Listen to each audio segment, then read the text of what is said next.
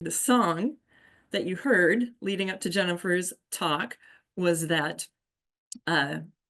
Boojum, the band we're going to hear next. It's called The Loveliest Garden. It's an unreleased track. Now, this is a pre-taped segment. They had a gig today, so they couldn't be here. So I talked to two band members briefly before they went into a gig, and their phone video quality isn't the best, but they were a lot of fun and you can hear them fine. So I included it in the video. And then I talked to the lyricist, their primary lyricist, because I mean, I gotta know who writes songs solely about Lewis Carroll. I mean, he writes other songs too, but for this band, Boojum. And then you will hear an unreleased track. I know you're gonna be tempted to be all, oh, you know what? I'm gonna leave now. I'll see this on YouTube. This unreleased track will not be on YouTube. You can only hear it here. It's called Looking Glass House. So I am about to pull up the video. All right, I am so happy to be joined by half of the members of the band Boojum and their lyricist today. This is Tom Mackin, Josh Santiago, and Chris Mackin. Thank you guys for being here. And thank you so much for having us. Yeah. Josh and Chris, explain where you are right now. We are in Rye at a international fair for a school event that we also play in a lot of Grateful Dead and cover bands in the jam scene, and so we're playing some Grateful Dead and Beatles today at this event. Yeah, and that's Bushwick's Dead. Bushwick's Dead, yeah. For anyone who's curious. Excellent. Yeah, I was going to ask about that. I know you're involved in a lot of other projects, right? You do Beatles, you do the Dead. How did Boojum come to be? Well, it was actually the three of us, Tom, Josh, and I, have been writing original music together for years. But for the last couple of years, really since COVID, we started doing a lot of cover things and really to play a lot of bigger venues and to just get back into the scene. Yeah, after. To avoid having real jobs as much as possible. And so we've been doing a lot of like Beatles and Grateful Dead cover, and we were thinking about writing an original show that also was based on some kind of property that would be interesting to people, that we could have people come to a show like as though we're doing covers, but we're still writing original music. And Tom and I had written a song a while ago during COVID called Door in a Tree. And I was suggesting the idea, the song was about going through a door in a tree and it opens and it goes to all these other doors and it goes to infinity. So I was saying, why don't we do a show? It starts out with that song and then we go anywhere afterward. And it's this whole open-ended world. And then Tom said, oh yeah, like Alice in Wonderland. Oh, wow. Like, yeah, I think that story already exists actually. That's hilarious. So, well, congratulations on coming up with the plot of Alice's Adventures in Wonderland. That's pretty incredible. You're in good company. Yeah. Written by Tom Mackin. Yeah. We think Lewis kind of stole it from us. Yeah. Yeah, I mean, yeah, the guy's a little sus, let's be honest. But we really always resonated with the story, and I feel like the psychedelia, the characters, the environment really humor responded well to psychedelic rock music and jam band music. So we thought this was kind of a credible connection that has been tapped into before. There's tons of songs that are based on Alice in Wonderland, but never fully, dove into. And when the first band, before Boojum was created, we were doing it with Chris and Josh's Beatles band, Walrus. So there was, of course, the connection of Walrus and the Carpenter, the Beatles already being inspired by Lewis Carroll. So that kind of also strengthened the connection and why we decided to do it with the Beatles band first, before then having developed the show and wanting to create a whole spin-off band just for those projects. Our entire career is ripping off Englishmen. Whether it's the Beatles or Lewis Carroll or William Shakespeare. We do a lot of Shakespeare too. Beats working, that's what I say. Yeah, I was going to bring up Walrus for sure, because there are so many connections between the Beatles and Alice's Adventures in Wonderland and Lewis Carroll, as you know. In fact, I know someone who writes a weekly blog all about that. I'll send you guys the deets about that because it's fascinating. Yeah, every week. It's great. So yeah, and Walrus in Wonderland was the debut, right, of Boojum? Right. Yes. Yeah. It was a one-off show when we first did it. And we did it at Brooklyn Bowl in October of 2023. Yeah. and we loved it. We had such a great time. We wanted to devote a whole band to it. And since then, we've written, dozens of more songs and really went further into the project than our first show, which was only about 12 songs. And Yeah. go ahead. I was going to say we basically had written a show's worth of material for Alice's Adventures in Wonderland, and then also Through the Looking Glass. And then we were already working on material from The Hunting of the Snark at the time that we decided to create the spin-off band, and thus in our brainstorming for names, we settled on Boojum, which is of course from Hunting of the Snark. Oh, you're going to make a lot of people happy that you were already working on Hunting of the Snark. Of course you were. Like, what? Well, yeah, now we have Yeah. the forthcoming album from Boojum. Oh, Yeah. Yep. that is excellent. And I know I'm kind of all over the place here, but I know you two have to leave momentarily to do your gig. I just wanted to mention I did get to see the first night of your residency. What Oh, was very it? cool. At Okay. the Brooklyn At, Art House? Brooklyn Art House. Yeah, yeah. So Yep. the Down Yeah. the Rabbit Hole. And yeah, and everyone, these shows, I mean, there's costumes, there's dancers, it's so entertaining. I just had a great time. And I think my favorite moment was when Sarah was asking, do bats eat cats? Do cats eat bats, going back and forth? And Chris, was that you in the Cheshire Cat ears? And you responded with, I hope not. So Sounds about right. Yeah. so that was my favorite moment of the show. But it was a very good time. And yeah, I would urge anyone who's in the New York area, if you get a chance to catch Thank a you so Boojum much. show. It is something a sight to behold for sure. And you did a Hunting of the Snark night there, right? What were the 4 Yeah. Yep. themes? So it was Down the Rabbit Hole, and then Through the Looking Glass, and then Hunting of the Snark, and then the Mad Tea Party. I'm sorry, I missed the rest of it. That must have been fun. Oh, no, Yes, that's okay. for our Mad Tea Party show, we had reoriented the stage to have a long runway that we also set up as a table. So people were sitting across from each other, putting That's their brilliant. drinks on the runway. It was really cool. Yeah, it was a lot of fun. I mean, we have a ton of collaborators that we work with, for a lot of shows. So this was a great opportunity during the residency to get different people to play different parts. And we were like, oh, like our friend Henry would be incredible as the Mad Hatter. Let's get him on this show, and we'll get Leanne as Alice in this one. So it's kind of a fun way to play around with the material. And it's so great, even if people aren't intimately familiar with the source material, everybody knows Alice, right? Everybody knows the Mad Tea Party, everyone knows the characters. So yeah, that's great that you can bring your friends into that. We try to hit those major characters, but then also slide in some more obscure moments and taking just phrases, something offhanded that the Mad Hatter might say, and just going down that rabbit hole, writing a whole song. Yeah, I think the most popular Boojum character is Pig Baby. And this is one that's been left out of all the other adaptations, and we've decided to highlight it very specifically. I love Pig Baby. I'm so happy you did that. I don't know if you've ever seen the second, much lesser known Alice statue in Central Park. There's a fountain, actually fairly close to the other one, but there's all kinds of secondary characters featured, including little Pig Baby. So definitely you guys have to go find that. This is Heather from Alice is Everywhere, and I am super excited because I have finally found the other Alice in Wonderland sculpture here in Central Park. You're probably all familiar with the big one with the mushroom and the gigantic Alice and little kids play on it. It's lovely, but there's another one approximately 396 feet away from that one, according to Google Maps.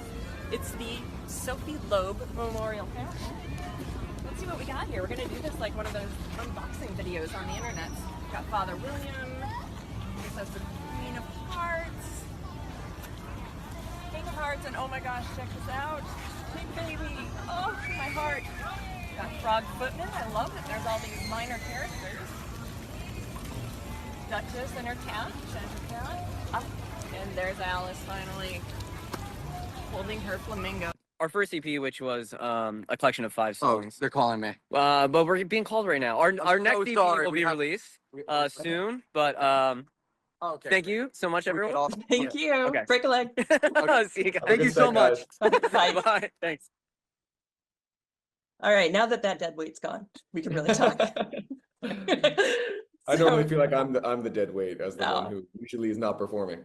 Yeah, I didn't actually know I was going to say we have 3 members of the band Boojum here. Like, do you consider yourself a band member? Or Yeah, no? I consider myself, I don't know if they consider me a member, but I consider myself a member. Yeah. No, there have been a couple of shows where I also perform. I performed in the first one and of the Walrus Wonderland, and again at a couple other shows. I And I did the know, Mad once as well. oh, excellent. I Yeah. know you're a poet. Are you a musician as well? Yeah, a little bit. I'm mostly I'm a songwriter. I do play a little bit, but no. Mostly when I perform, I'll sing with the band. Okay. Yeah. And when you write a song, is it like a Bernie Taupin, Elton John situation? Like you write all the lyrics and send it over to them and they put music to it? Yes. Yeah. So I mean, Chris, the guitarist, is my brother. We've been writing songs together since we were kids, basically. And no, as well as when I write with Josh, our kind of methodology is usually that I'll draft lyrics first, whether it's a complete set or just kind of a partial set, then send it to them, and then they start writing the song, and then it comes back to me, and we work through the rest of it together. So sometimes, I'll write one verse and it works out for them, and then later I write the second verse to the melody that they've already created. Gotcha. But no, normally I don't write the music when I write the lyrics. Gotcha.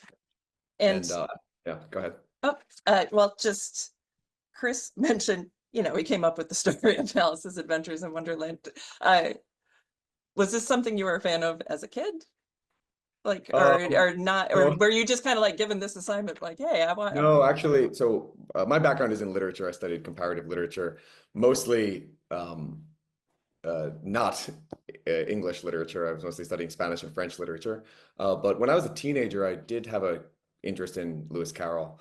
I think when I was like 15, I read through Alice in Wonderland, Through the Looking Glass, and actually Hunting of the Snark as well, which is kind of obscure that I would have done that at a time. My interest was more in rhyme poetry, so I think that's why I gravitated towards Hunting of the Snark, which is such a strange and unusual narrative poem. So when Chris and I had first landed on this idea, I mean, even from the beginning, I was already thinking of Hunting of the Snark and just kind of the extended Carroll universe. And we had plans of continuing forward and doing some of his other pieces as well. But there's certainly no lack of material. I would enjoy Boojum's take on Phantasmagoria. I think that would be really, I've really I've done a little bit of it. Yeah. Oh, that's We've great. talked about it. We've talked about it. It's certainly still in pre-planning, I would say. But yeah, no, I've taken a look at it with that mind of adapting, and I think that there would be a lot of great material there. More for like a spooky show, I think. Yeah, Halloween show for sure. Yeah, exactly, a Halloween show. It's actually our show for Alice in Wonderland in October 2023 was like a Halloween show. Oh. Yeah.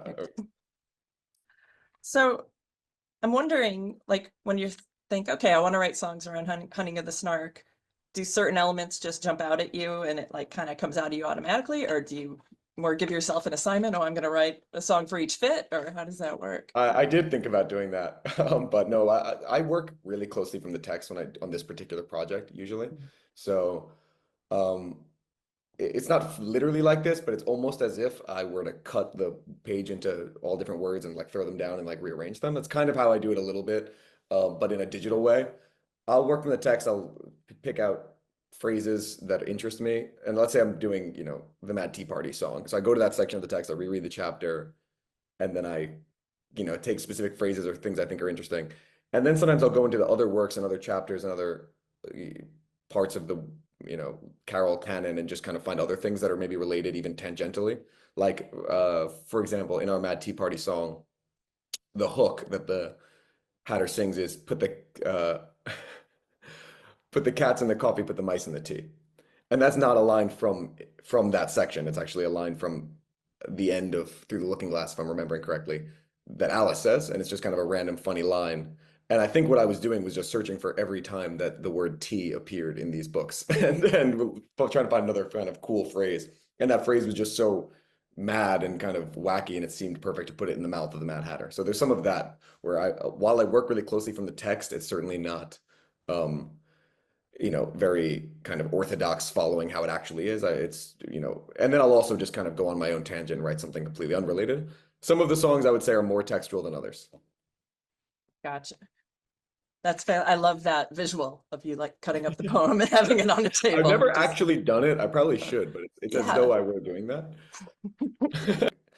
So Boojum doesn't always do the full Alice in Wonderland shows with dancers in costumes. Sometimes Boojum will also just play smaller shows at bars and stuff. And we do have some songs which are not Alice in Wonderland related, and we're kind of we are working on other projects that are going to expand the Boojum repertoire outside of just the Carroll material.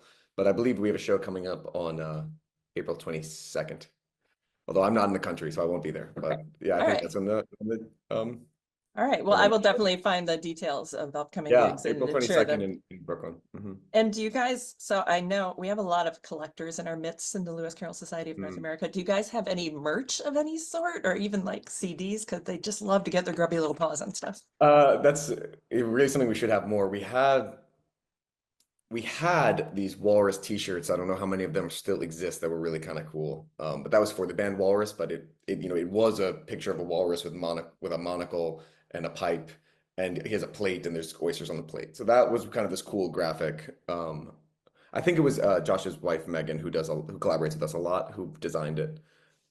That does sound cool. Yeah, and she also designed the Boojum logo that you saw of the kind of hand puppet with the shadow of a weird creature. That was also her design. Kind of the mysterious Boojum snark. Uh-huh. But yeah, we should really have more merch. I think it's something we would absolutely love to do more. Back to you reading The Hunting of the Snark when you were 15, you said, or around Yeah. there? Yeah, I think I was in 9th grade actually when I read it. Did it resonate with you as much as the Alice books did? Because I mean, it is an Alice world. Let's face it. Oh, absolutely. Yeah, I mean, even more specifically, it's the world of the Jabberwocky within the world of Alice in Wonderland. So it's so, the world building in it is certainly an interesting element because, you know, I feel like world building as a popular literary trope starts with Tolkien, and in the 20th century has developed so much. But at his time, creating a dream world and then creating a dream world within a dream world seems kind of so ahead of its time, actually, in an interesting way. But I think at that point, what I was mostly interested in was rhyme poetry. So it was the kind of poetics of it that I was finding interesting. That it was this long narrative poem that had all these jokes and was an agony in 8 fits. The kind of sense of humor of the structure of it, and that it was kind of self-consciously archaic poetry style for comedic effect, kind of like a Don Quixote or something like that, where it's intentionally archaic and it's funny for that reason. So I think those are the things I liked about it. Then I reread it to do this project. So I hadn't actually read it again since I was already working on this project. So then in my reread, I was already kind of adapting it as I was going. And we made some changes to who's who in the characters. We didn't keep all the characters. We didn't we renamed the bellman the captain just because bellman will not be understood by anyone. The beaver is a big character. So yeah, we similarly kind of adapted the story as it is of the Hunting of the Snark, but in our way. And I think there's definitely a Moby Dick inspiration from us. I know me and Chris are big fans of the novel Moby Dick, and so there's certainly a Moby Dick Hunting of the Snark connection. For sure. Yeah. It's just like this idealistic quest for something that will ultimately destroy you or could destroy you. Yeah. Of course, one is more this serious romantic epic, and the other is this kind of mock epic. I mentioned Phantasmagoria earlier because I mean I think that would be an amazing thing for you guys to do. Are there any other poems that really stick out to you, whether they're from within the Alice books or just Lewis Carroll poetry in general? Well, Phantasmagoria was the one that I looked at more specifically, and I think I did draft a set of lyrics for that kind of beginning where, it's the ghost talking to the guy, and it's kind of the reversal of what you think it would be, where the ghost is scared of him. That kind of joke. I tried to capture that in a set of lyrics, and I kind of worked from there. And I had the idea for the whole piece, but we didn't really work on it. The other idea I had was for a show or an album inspired by Sylvie and Bruno, which would be more of like, I guess the aesthetic, if I'm coming at it from the show perspective and not even just from this just adaptation perspective, would be that one is more like the fairies in the woods, and that kind of idyllic fairy tale vibe specifically for the show. So, in terms of future Boojum shows or future Electric Wonderland shows, because we call it, when we do the full production with dancers and everyone, we call it Electric Wonderland.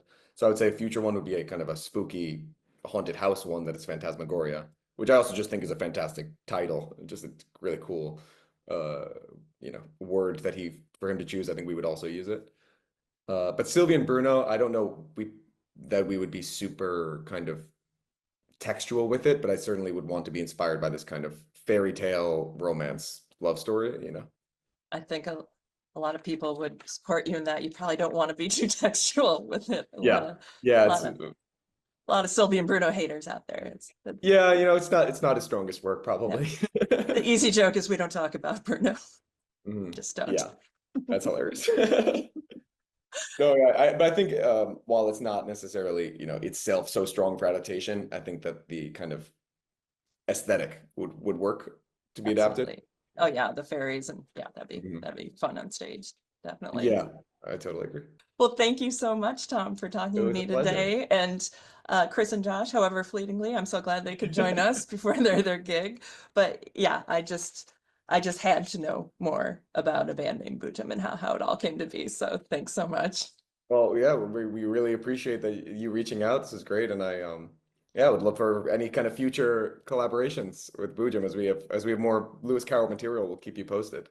And we do tend to have our in-person conferences in New York every few years. So maybe perhaps a live Boojum performance could be in our future. I think that would be a great idea. Absolutely. Amazing. All right. Thanks so much, Tom.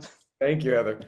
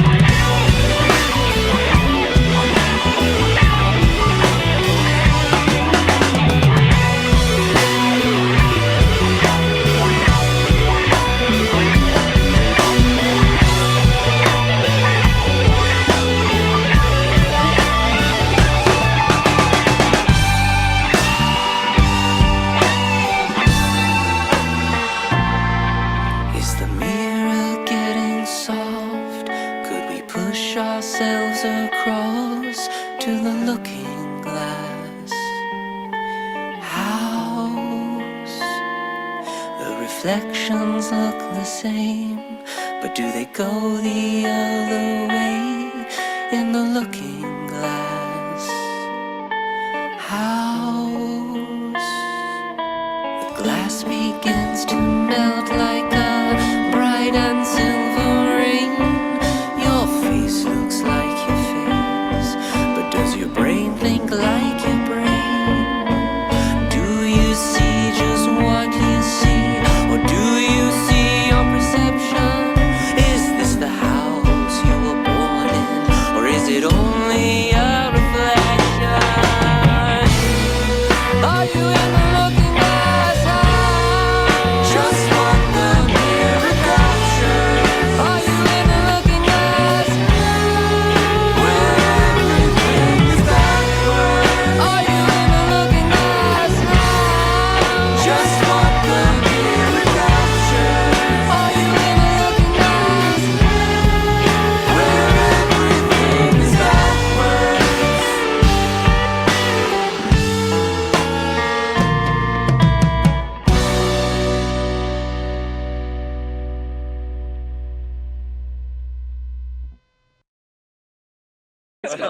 Yeah.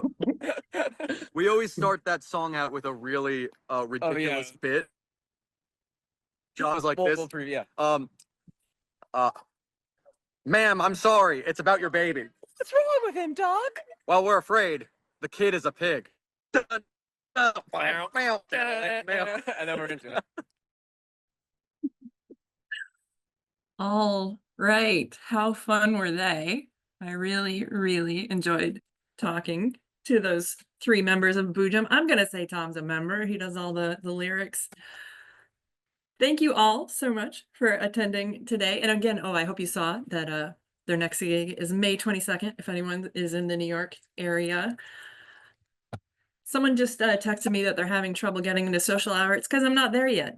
I'm hosting that. So yeah, that link is not active yet. And actually, if someone could put the link in the chat for me again, maybe one of my committee members. And also, if you don't get to it in time, it's on the last page of the program. So it's always available there as well. Again, thank you to all my amazing guests today.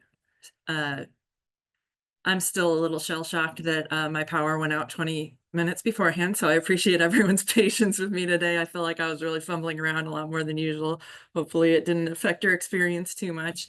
And I also want to thank the usual suspects, Alan Tannenbaum, for editing the videos, not Boojum. He probably doesn't want to take credit for that one. That was me, but he punches everything up before it goes on YouTube. Mark Burstein, who he and his, I call them staff, we certainly don't pay them, but he and his volunteers write up everything so beautifully in the night letter. Again, I want to thank Amy Plummer for reaching out to Jennifer Gross, to Brian Sibley for reaching out to Chris Riddell, and who am I forgetting? Oh, my husband. Yeah, he wasn't much help today. He's at home with the dog. And an unexpected thank you, huge thank you to my friend Rebecca Shipe, who often attends our events, for being just a mile away and having working internet. So huge thank you to her, or else we wouldn't be here right now. And yeah, that is about it. I don't think I'm forgetting anything. So if I do, we can bring it up at the social hour, and I will see you all there momentarily. Bye, everyone.